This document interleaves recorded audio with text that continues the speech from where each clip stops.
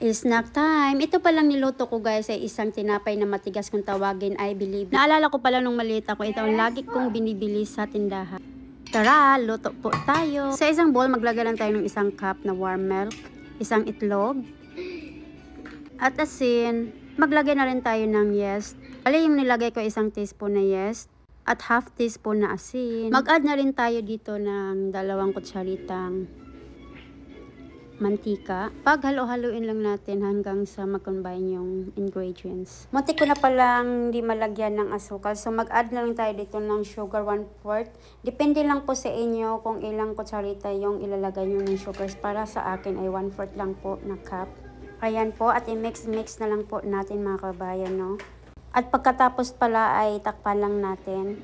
Bali mga 5 minutes lang din babalikan natin. At ayun na, ilagay na natin yung ating harina. Bali yung harina natin ay 3 cups lang po ito at half cup na harina. So, paghaluhaluin lang natin, unti-unti lang natin ilagay yung harina.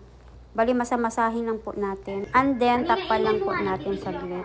At ayan na po, i-slice natin, i-divide natin sa maliliit po na mga hiwa.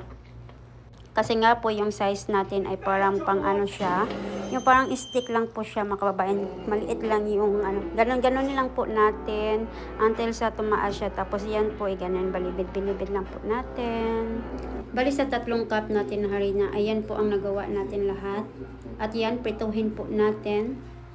Yung pagkaluto natin nito ay hindi siya kailangan i-deep fry. Bali prito lang po siya. At ayan, paisa-isa lang po natin.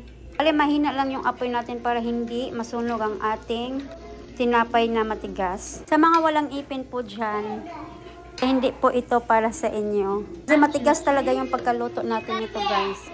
Napakabango talaga guys yung ano natin, yung niluto na tinapay na matigas.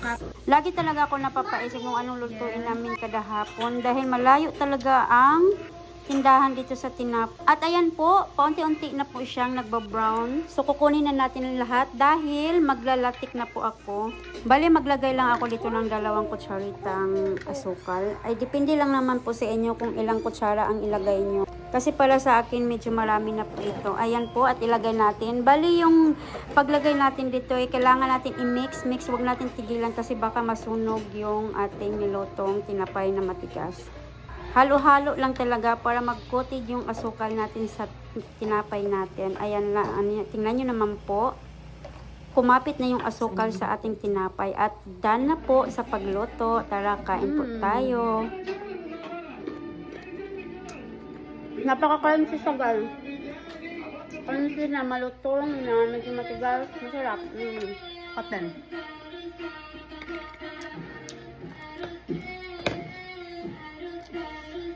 Yeah.